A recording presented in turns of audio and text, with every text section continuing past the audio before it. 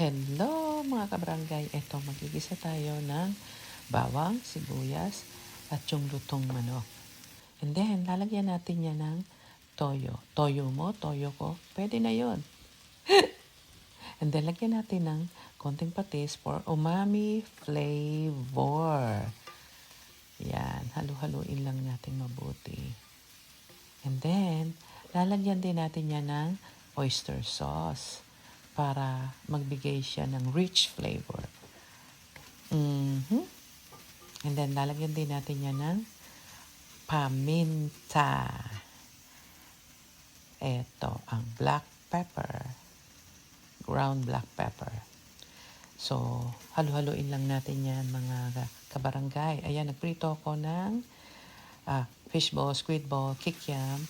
Lalagay natin yan mamaya. So, ayan, halu-haluin lang natin. And then, nilagay ko na yung broth, yung pinagkulaan ng manok, chicken broth. So, depende sa inyo kung gaano karami gusto yung sabaw. So, kasi mamaya lalapot naman yun eh. Naluto na siya. So, ayan. Magic na iba yung kaldero. Hindi na kasi magkakasya. So, ayun, nilagay ko na yung mga fried squid ball and Mickey. Pang lomi. Haluin lang natin dahan-dahan para hindi madurog ang Mickey. So, ayan. Ilalagay na natin ngayon ang carrot sing. Yeah.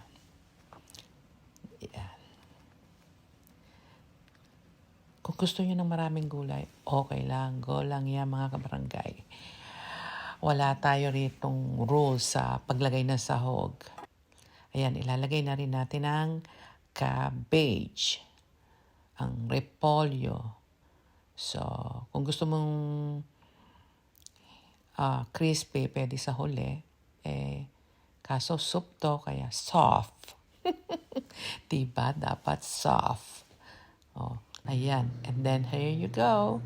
Ang ating chicken lomi. And then, nag-garnish lang ako ng green onion and fried garlic sa ibabaw. Pwede nyo rin siya lagyan ng nilagang itlog.